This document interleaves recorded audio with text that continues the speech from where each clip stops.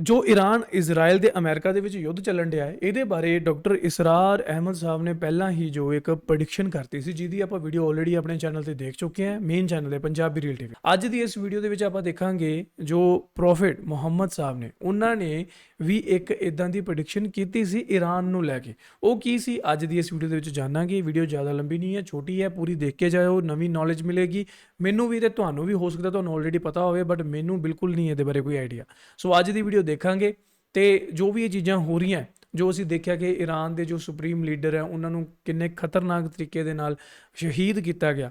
ਉਸ ਤੋਂ ਬਾਅਦ ਨਵੇਂ ਸੁਪਰੀਮ ਲੀਡਰ ਬਣ ਚੁੱਕੇ ਹੈ ਮੋਜਤਬਾ ਖਾਮਨੀ ਸਾਹਿਬ। ਸੋ ਅਮਰੀਕਾ ਇਸ ਚੀਜ਼ ਤੋਂ ਖੁਸ਼ ਨਹੀਂ ਹੈ, ਬਟ ਯੁੱਧ ਹਜੇ ਵੀ ਚੱਲਣ ਡਿਆ। ਡਰ ਇਸੇ ਗੱਲ ਦਾ ਕਿ ਕਿਤੇ ਇਹ ਮਹਾ ਯੁੱਧ ਨਾ ਬਣ ਜਾਵੇ, ਕਿਉਂਕਿ ਇਹਦਾ ਅਸਰ ਪੂਰੀ ਦੁਨੀਆ ਨੂੰ ਝੇਲਣਾ ਪੈਣਾ। ਆਲਰੇਡੀ ਅਸੀਂ ਝੇਲ ਰਹੇ ਹਾਂ। ਪਾਕਿਸਤਾਨ ਦੇ ਵਿੱਚ ਪੈਟਰੋਲ ਪ੍ਰਾਈਸਿਸ ਬਹੁਤ ਹਾਈਕ ਕਰ ਚੁੱਕੇ ਹੈ।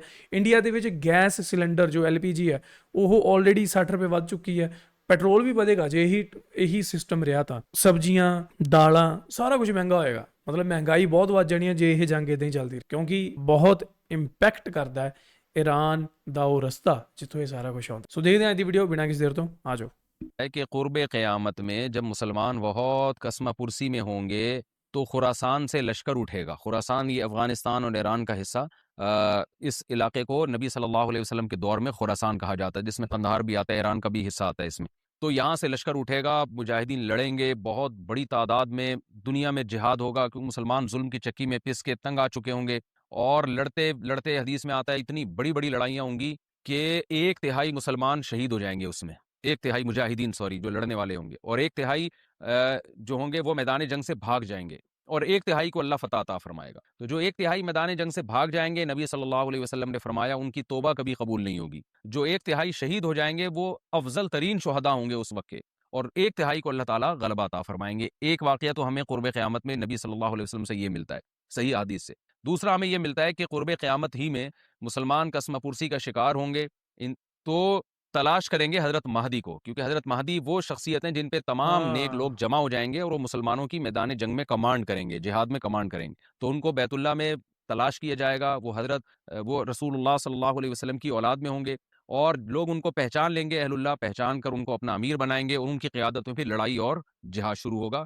और ये लड़ाई जब दिमिश्क में लड़ाई हो रही होगी तो दिमिश्क में असर की नमाज के वक्त हज़रत महदी, मैंने जो ये कहा कि दिमिश्क में लड़ाई हो रही होगी, मकसद ये नहीं है कि दिमिश्क कोई मैदान जंग बना हुआ होगा। मकसद ये है कि वो मुजाहिदीन का लश्कर दिमिश्क में होगा असर की नमाज के वक्त। लड़ाई चाहे किसी और मैदान में हो रही हो, लेकिन हदीस में हमें दिमिश्क का तस्करा मिलता है। तो दिमिश्क में हज़रत शाम का तस्करा मिलता है, और जो क़राइन हमें मिलते हैं वो दिमिश्क की एक खास मस्जिद है। वो मस्जिद हज़रत मुफ्ती तकी उस्मानी साहब और मुफ्ती रफ़ी उस्मानी साहब ने उसको हाईलाइट भी किया, लेकिन वो यकीनी नहीं है, ये खूब समझे, उन्होंने उसका भी तबसरा किया कि इसके बारे में कोई यकीन नहीं है। तो हज़रत महदी असर की नमाज़ पढ़ा रहे होंगे, लोग इमामत में आपके पीछे खड़े होंगे, यहाँ तक कि मस्जिद के मीनार पर आज भी वो मीनार मौजूद है, जिसके बारे में गालिब गुमान है कि ये वो मीनार है जहाँ हज़रत ईसा अलैहिस्सलाम नाजिल होंगे। गालिब गुमान के दर्जे में कहा जा सकता है, वरना फिर उसी के अड़ोस पड़ोस में कोई मस्जिद होगी। मेरा अगर शाम जाना हुआ तो इंशाअल्लाह मैं इरादा है कि मैं व्लॉग में उस मस्जिद का भी तज़किरा करूँगा, उस जगह का भी तज़किरा करूँगा। लेकिन मैं पहले ये बात बता दूँ कि वो 100% यकीनी नहीं है। ऐसा ना हो कि उस मस्जिद के मीनार पे चढ़ के लोग जो है वो उसके कोई मीनार को ही चाटना शुरू कर दें तबर्रुक के तौर पे। तो असर की नमाज का टाइम होगा, हज़रत ईसा इब्न मरियम अलैहिस्सलातु वस्सलाम फरिश्तों के कंधों पे हाथ रख के नीचे उतरेंगे नमाज के टाइम पे, यानी आसमान से मीनार तक आएंगे, और फिर मीनार से आपके लिए सीढ़ियाँ लगाई जाएंगी। सीढ़ियों के ज़रिए मीनार से नीचे उतरेंगे और लोग उनको पहचान लेंगे। हज़रत महदी उनको इमामत के लिए आगे करेंगे कि आप अल्लाह के एक पैगम्बर हैं, आप नमाज़ पढ़ाइए। हज़रत ईसा अलैहिस्सलाम उन्हीं को आगे रखेंगे, और इस तरह का मफ़हूम है हदीस में कि अल्लाह ने इस काम के लिए आपको ही मुंतखब किया। क्या मतलब, ये इमामत इस उम्मत का हक़ है। तो हज़रत ईसा इब्न मरियम अलैहिस्सलातु वस्सलाम का जो काम होगा वो जिहाद है, और यहूदियों से इंतकाम लेना, क्योंकि यहूदियों ने अपने ख्याल में हज़रत ईसा को कत्ल किया था, तो अल्लाह ने यहूदियत ही के खात्मे के लिए और दज्जाल के खात्मे के लिए ईसा इब्न मरियम को नाजिल किया है। हज़रत महदी से पहले ही दज्जाल ज़ाहिर हो चुका होगा। दज्जाल के बारे में हदीस में आता है कि हर पैगम्बर ने अपनी उम्मत को दज्जाल के फितने से डराया है। अच्छा, ये दज्जाल एक ऐसी शख्सियत है जिसका यहूदी इंतज़ार हमसे ज़्यादा कर रहे हैं, क्योंकि यहूदी उसको अपने लिए निजात दहिंदा समझते हैं। जबकि हदीस में आता है कि दज्जाल काणा होगा और उसका खुदाई का दावा होगा, उसके पास कुछ ऐसी ताकतें होंगी कि मुर्दे को जिंदा कर दे, जिंदा को मार दे। एक तरफ उसके बाग होगा, एक तरफ उसके आग होगी। जो उस पर ईमान लाएगा उसको बाग में दाखिल करेगा, और जो उस पर ईमान नहीं लाएगा उसको आग में दाखिल करेगा। और रसूलुल्लाह सल्लल्लाहु अलैहि वसल्लम ने फरमाया उसकी जो आग है हकीकत में वो जन्नत का बाग होगा, और उसका जो बाग है हकीकत में वो जहन्नम की आग होगी। तो जो नबी की बातों पे यकीन करते हैं वो दज्जाल के फितने से महफूज रहेंगे। اور حدیث میں سورہ کہف کی بھی تلاوت کا حکم ہے، جمعے کے دن جو کہف کی تلاوت کرتا ہے اللہ اس کو دجال کے فتنے سے محفوظ رکھتا ہے۔ اب آپ دیکھیں یہ سورہ کہف میں ہی قیامت کی علامات کا تذکرہ ہے نا، تو شاید اسی وجہ سے کیونکہ جو سورہ کہف پڑھتا رہے گا وہ یاجوج ماجوج کے واقعات بھی پڑھتا رہے گا اور اللہ کی قدرت کے واقعات بھی پڑھتا رہے گا، تو دجال کے فتنے سے اللہ اس کو اس برکت سے بچا کے رکھیں گے، فتنے سے محفوظ رکھیں گے۔ تو وہ ایسی ایسی طاقتیں دکھائے گا، بے وقوف لوگ اس پہ ایمان لے آئیں گے۔ حدیث میں آتا ہے کہ کاڑا کبھی بھی خدا نہیں ہو سکتا، یعنی اس کی تو ایک آنکھ ہوگی نہیں، لیکن بے وقوف لوگ اس کے یہ کچھ ظاہری کمالات دیکھیں گے، یہ نہیں دیکھیں گے کہ یہ تو شکل بھی اس کی اچھی نہیں ہے، یعنی خدا کم از کم جمال والا ہوتا ہے نا، یہ تو ہے بھی کانا، اور اس کے بڑا بڑا کافر بھی لکھا ہوا ہوگا واضح طور پر، جس سے پتہ چلے گا۔ لیکن احمق اور بیوقوف لوگ جیسے روحانی عامل کو کچھ شعبدے دیکھ کر ان پہ سے متاثر ہو جاتے ہیں نا، روحانی عاملوں کے شعبدے دیکھ کے، تو ایسے ہی دجال کے شعبدے دیکھ کے متاثر ہوں گے۔ تو بہت لوگوں کو، خلقت کو، بہت بڑی امت کو گمراہ کرے گا دجال، اہل اللہ کو اللہ تعالیٰ اس کے فتنے سے محفوظ رکھے گا۔ پھر حضرت عیسیٰ ابن مریم جب نازل ہوں گے تو وہ دجال کو قتل کریں گے۔ حدیث میں آتا ہے کہ نیزے کے ذریعے گھوڑے پہ بیٹھ کے قتل کریں گے۔ علماء نے اس حدیث کا دو مطلب بیان کیے ہیں کہ یا تو اس کا مطلب یہی ہے کہ واقعی گھوڑے پہ بیٹھیں گے، نیزہ استعمال کریں گے، اور زمین جو ہے وہ اتنی پہلے اس سے جنگیں ہو چکی ہوں گی کہ لوگ دوبارہ تلواروں گھوڑوں کی طرف آ جائیں گے۔ اس بات کا امکان ہے، ہر ملک ایٹمی طاقت بن چکا ہے، تو اگر یہ ایٹم بم سارے ملک آپس میں چلا دیں تو ہم دوبارہ گدے گھوڑوں والی زندگی پر آ جائیں گے، ٹیکنالوجی ساری تباہ و برباد ہو جائے گی، انسان کی ترقی۔ تو اس بات کا بھی امکان ہے کہ کوئی اس سے پہلے ہو سکتا ہے کوئی ایسی جنگ عظیم ہو کہ انسانیت دوبارہ پہاڑوں پتھروں کے دور میں آ جائے۔ لیکن ظاہر یہ معلوم ہوتا ہے کہ رسول اللہ صلی اللہ علیہ وسلم نے جو کلام کیا ہے، ظاہر ہے اس دور کے لحاظ سے جو لوگوں کے جہاں تک جو لوگوں کی مینٹل اپروچ ہے وہاں تک، تو نبی صلی اللہ علیہ وسلم میزائل یا اور ٹینکوں کا تذکرہ کرتے تو کیا سمجھ میں آتا؟ تو گھوڑے سے مراد ہے جو اس زمانے کا گھوڑا ہوگا، اور نیزے سے مراد ہے اس زمانے کا جو اسلحہ ہوگا، کیونکہ نیزہ نبی کے دور کا ایک مناسب اسلحہ تھا اور گھوڑا نبی کے دور کی میدان جنگ کی ایک مناسب سواری تھی۔ تو اس سے یہ بھی پتہ چلتا ہے کہ ہو سکتا ہے عیسیٰ ابن مریم نیزے کے بجائے کوئی کلاشنکوف کا استعمال کر لیں، تو یعنی وہ نیزہ جو ہے وہ اس کلاشنکوف کی یا جو بھی اسلحہ اس وقت حضرت عیسیٰ ابن مریم استعمال کریں گے اس کی ایک تعبیر ہے، تو اس کا بھی پورا امکان ہے۔ تو ہمیں بہرحال اتنا ایمان ہمارے لیے ضروری ہے کہ دجال کو قتل کرنے والی جو ذات ہے جو شخصیت ہے وہ عیسیٰ ابن مریم علیہ الصلوۃ والسلام ہے۔ تو حضرت عیسیٰ کے ذریعے اللہ تعالیٰ دجال کو قتل کریں گے، اور حضرت عیسیٰ کی قیادت میں زبردست جہاد ہوگا۔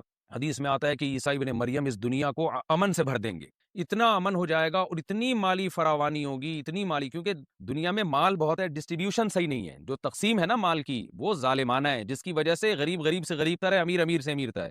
حضرت عیسیٰ ابن مریم ایسا نظام قائم کریں گے کہ پوائنٹ ہے۔ جس سے مال کی صحیح تقسیم، اور لوگ اٹھیں گے، زکوٰۃ کا مستحق تلاش کریں گے، اور لوگوں کو زکوٰۃ کا مستحق نظر نہیں آئے گا، غریب تلاش کرنا مشکل ہو جائے گا۔ یعنی ایک آدمی، حدیث کے مفہوم ہے کہ زکوٰۃ لے کے گھومتا رہے گا اور اس کو کوئی غریب نہیں ملے گا، اتنی مالی فراوانی ہو جائے گی۔ پھر ترمذی کی روایت میں آتا ہے کہ اللہ کی طرف سے برکتیں ایسی نازل ہوں گی کہ بڑے بڑے انار پیدا ہوں گے، بڑے بڑے انگور پیدا ہوں گے، زمین اپنی برکتیں کھول دے گی، اور حضرت عیسیٰ علیہ السلام خنزیر کو بھی دنیا سے ختم کر دیں گے خنزیر کی نسل کو ختم کر دیا جائے گا، وَيَضَعُ الْجِزْيَةَ، اور جزیہ کا نظام ختم، اما الاسلام و اما السیف، یا تو تلوار یا اسلام، اس کے علاوہ نہیں۔ تو نبی صلی اللہ علیہ وسلم کو اللہ نے جس مقصد کے لیے دنیا میں بھیجا تھا، اس مقصد کی جو تکمیل ہے وہ عیسیٰ ابن مریم کے ذریعے۔ باقی اس میں حکمتیں کیا ہیں، اس پر میرے الگ سے بیانات موجود ہیں کہ اللہ نے حضرت عیسیٰ ابن مریم کا انتخاب کیوں کیا اس کام کی تکمیل کے لیے، اسی امت میں کوئی کیوں منتخب نہیں کر لیا، یا یہ کہ پیغمبر صلی اللہ علیہ وسلم ہی کے ذریعے پوری دنیا میں اسلام کو غالب کر دیا جاتا، اس میں کیا حکمتیں ہیں، اس پر میرے الگ سے بیانات موجود۔ ਮਿੱਤਰੋ ਅਸੀਂ ਕੀ ਅੱਜ ਇੱਕ ਵੀਡੀਓ ਜਿਹਦੇ ਵਿੱਚ ਆਪਾਂ ਦੇਖਿਆ ਕਿ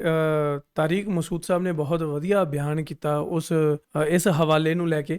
ਜਿਵੇਂ ਕਿ ਇਹਨਾਂ ਨੇ ਕਿਹਾ ਨਾ ਕਿ ਪ੍ਰੋਫਿਟ ਮੁਹੰਮਦ ਸਾਹਿਬ ਦੀ ਜੋ ਇਹ ਇੱਕ ਪ੍ਰੈਡਿਕਸ਼ਨ ਸੀਗੀ, ਤਾਂ ਮੈਂ ਇਸ ਗੱਲ ਦੇ ਵਿੱਚ ਬਿਲਕੁਲ ਯਕੀਨ ਰੱਖੂੰਗਾ ਕਿ ਹਾਂ ਇੱਦਾਂ ਹੋ ਸਕਦਾ, ਕਿਉਂਕਿ ਦੇਖੋ ਸਾਡੇ ਧਰਮ ਦੇ ਵਿੱਚ ਗੁਰੂ ਗੋਬਿੰਦ ਸਿੰਘ ਜੀ ਨੇ ਵੀ ਇੱਦਾਂ ਦੀ ਹੀ ਇੱਕ ਪ੍ਰੈਡਿਕਸ਼ਨ ਕੀਤੀ ਹੋਈ ਹੈ 100 ਸਾਖੀ ਦੇ ਵਿੱਚ, ਠੀਕ ਹੈ। ਉਹਦੇ ਵਿੱਚ ਵੀ ਉਹਨਾਂ ਨੇ ਇਹੀ ਚੀਜ਼ਾਂ ਦੱਸੀਆਂ ਹੋਈਆਂ ਜੋ ਹੁਣ ਹੋ ਰਹੀਆਂ, ਜੋ ਈਰਾਨ ਜੰਗ ਕਰ ਰਿਹਾ ਹੈ, ਇਹ ਚੀਜ਼ਾਂ ਹੋ ਰਹੀਆਂ। ਸਿੱਖਾਂ ਦਾ ਅਤੇ ਇਰਾਨੀਅਨ ਜਿਹੜੇ ਲੋਕ ਹੈ ਨਾ, ਇਹਨਾਂ ਦਾ ਰਿਸ਼ਤਾ ਵੀ ਬੜਾ ਪੁਰਾਣਾ ਹੈ, ਠੀਕ ਹੈ। ਇਹ ਵੀ ਕਦੇ ਚਲੋ ਫਿਰ ਕਿਸੇ ਦਿਨ ਵੀਡੀਓ 'ਚ ਗੱਲਬਾਤ ਕਰਾਂਗੇ, ਪਰ ਇਹ ਵੀ ਇੱਕ ਬਹੁਤ ਵਧੀਆ ਸਿਸਟਮ ਰਿਹਾ ਉਸ ਸਮੇਂ ਦਾ।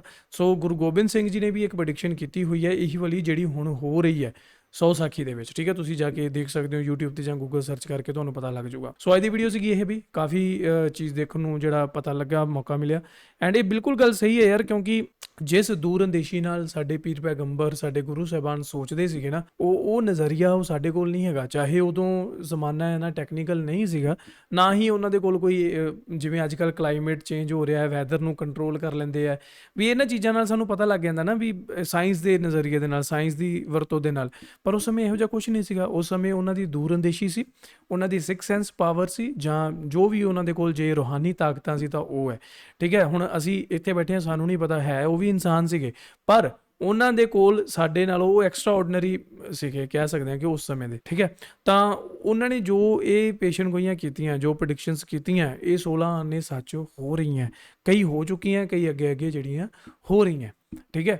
ਤਾਂ ਜਿਵੇਂ ਇਹਨਾਂ ਨੇ ਘੋੜੇ ਵਾਲੀ ਐਗਜ਼ਾਮਪਲ ਦਿੱਤੀ, ਉਹ ਵੀ ਕਾਫੀ ਵੈਲਿਡ ਲੱਗੀ ਕਿ ਹਾਂ ਇਹ ਵੀ ਹੋ ਸਕਦਾ ਅਤੇ ਇਹ ਵੀ ਹੋ ਸਕਦਾ, ਕਿਉਂਕਿ ਦੇਖੋ ਉਸ ਸਮੇਂ ਕਿਹੜੇ ਘੋੜੇ ਉਹ ਚੀਜ਼ਾਂ ਸੀਗੀਆਂ, ਜਾਂ ਉਸ ਸਮੇਂ ਕਿਹੜਾ ਇਹ ਸੀਗਾ ਕਿ ਮਤਲਬ ਅੱਗੇ ਜਾ ਕੇ ਪਤਾ ਨਹੀਂ ਕਿਹੜੀ ਐਡਵਾਂਸਮੈਂਟ ਹੋਣੀ ਹੈ, ਹੈ ਨਾ।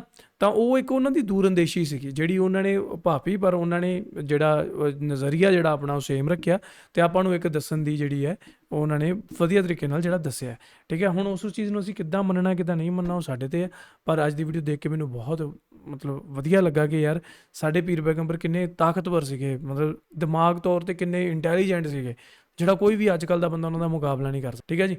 ਸੋ ਇਹ ਸੀ ਅੱਜ ਦੀ ਇੱਕ ਵੀਡੀਓ, ਤੁਹਾਨੂੰ ਕਿੱਦਾਂ ਲੱਗੀ ਮੈਨੂੰ ਥੱਲੇ ਕਮੈਂਟ ਕਰਕੇ ਦੱਸਿਓ, ਹੁਣ ਤੁਹਾਡਾ ਕੀ ਮੰਨਣਾ ਇਹਦੇ ਬਾਰੇ ਇਹ ਵੀ ਦੱਸਿਓ। ਮਿਲਦੇ ਹਾਂ next video, till then make sure you hit that subscribe. Punjabi real TV